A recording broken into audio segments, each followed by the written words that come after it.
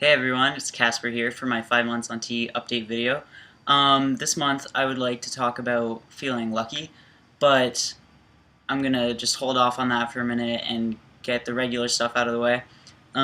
So physically, I guess what I've noticed in the last month, my leg hair is definitely flourishing. It seems to be that my hair growth is going from toes to head in terms of how fast it's coming in, because my legs are nuts, and as you just go up, it's there, but it's just not filling in that fast. I've got a few hairs around like my neck and my cheeks and my chin, but I feel like mostly those were showing up in the first couple months, and there hasn't been a lot of progression with it.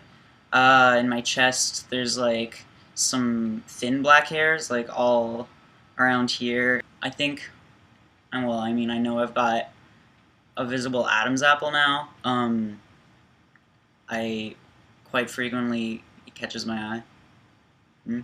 Like, my voice, I think it's dropped a little bit in the last month, but mostly I think it's sort of rounding off. I feel it a lot more in my throat, and it's not cracking as much as it was before, which is good because I was starting to sound like a friggin' goose everywhere I was going. So that's a lot less embarrassing to deal with, especially now that I've started a new job, which I am really enjoying so far. As far as I know, only a couple people there know that I'm trans, but it's gonna come out sometime. I'm not too worried about it, but for now I just kind of wanted to have them just meet me as me instead of like a trans person. I think that I'm getting a little more definition. I'll do some obligatory flexing shots here. And I ain't no hipster, girl, I can make your hipster from Pittsburgh, smoke paper Bellagio, you cockroach, I'm heroin, cause everything I talk is dope. Type to leave from my room, money gon' be green, I guarantee you that my side stay blue, so press play is always going with what's trending, my pen game is something these motherfuckers. Okay, so that was awkward. I obviously don't know how to flex very well, and I think that I'm okay with that. Okay, and so as far as the feeling lucky part, I'm just going to say a little disclaimer that I hate that I have to say that, and that I think it's totally screwed up that people who don't fit the social norms have to feel, lucky to receive acceptance and respect and love from other people. And also that if you are one of those other people, sorry, but I don't think you deserve, a prize for showing simple human decency. The only reason that you're standing out in the first place is because other people are extra horrible, which, I mean, that's another thing entirely. It's like props, but I mean, I don't think that allies should be as upheld as they are. They're there to support, but they're not there as heroes, Like, thank you, but you're really just showing simple human decency, and I expect that from every person. It's like one of my biggest pet peeves when any kinds of group of people are trying to, gain rights or respect from the majority, is the "but we're just like you" argument. I hate that because I don't understand why so many people have to feel as though other people have to be just like you in order to have their respect, Like, why can't people just understand that there's diversity in this world and it's a great thing? And if everyone was exactly the same, it would fucking suck. Like, you'd never learn anything. Everyone would be doing the exact same thing. It would be so boring. It's diversity. It's great. It should be like, hey, we're people. There's different kinds of people out there. Let's celebrate that and learn from it and move on. It's like, why does one person's privilege have to come at the cost of another's? And I don't get that, but we'll skip on because that could be a huge rant. My point being, I feel lucky because my transition so far has gone quite smoothly. I mean, besides having to change jobs, I mean, technically I didn't have to. I wasn't fired or anything, but I wasn't going to feel comfortable in my old work environment. My boss just never replied to my email about everything that was going on. And I emailed him so soon because I wanted it to be all cleared up before I returned to work so that there was no confusion, there was no misgendering or misnaming me, especially in front of customers, which could be extremely embarrassing and confusing. Um, and he just never replied, so I was kind of just like, well, I'm not taking the chance on this because I'm not going to be able to work in an environment that I'm not going to feel comfortable in. I'm going to be I'm going to be constantly anxious and nervous and feel like I'm, tiptoeing around everything when it's different than coming out as, gay or something because when you come out as trans, people have to participate essentially. They've got to say the right name, say the right pronouns, uh, and you have to have a trust in people that they're going to do that, or else you're going to have a really shitty time. So I just had to move on, but I'm really happy where I am now so far. Like, it's been a few weeks, and I think that it looks like I'm on the right path. So that's really cool. As far as my childhood, I see a lot of trans guys kind of resenting the fact that they didn't feel as though they had a boyhood, I guess. And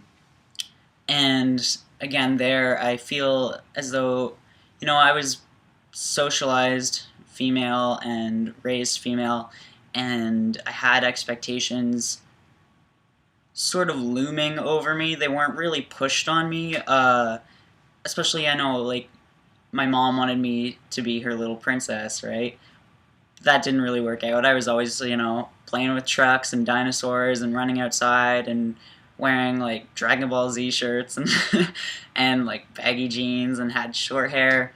I had a boyhood. I was doing exactly what I wanted to do. I was sort of the leader of the pack when I was little. I was always making up the games, and in those games, I was always like the alpha male dog, and then there was always like the other little kids would be, my mate or something. It was ridiculous, and it sounds incredibly vain of me as a child.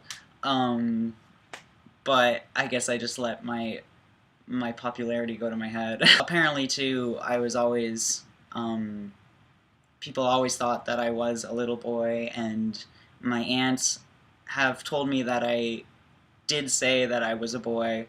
I can't remember it because I guess I was too young, but yeah, that makes sense. I can see myself doing that because I just didn't connect with the feelings of being a girl or the expectations that were put on young girls.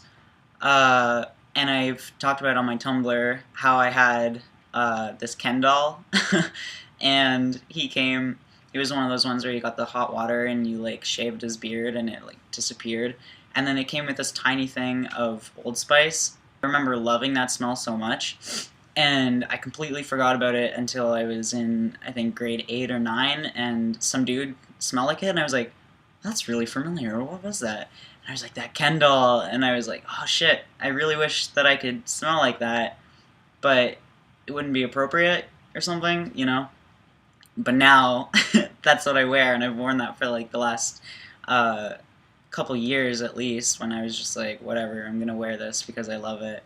And anyways, that's just kind of something funny that's carried on from my childhood, is having that memory of that masculine smelling Ken doll and really enjoying it, and now it's what I smell like. As far as my medical transition, I felt, again, like it went too smoothly. sometimes I felt as though I went through some loopholes and someone's going to catch me or something and be like, hey, he didn't do the right things, or, he didn't go to counseling and we have to take his tea away or something.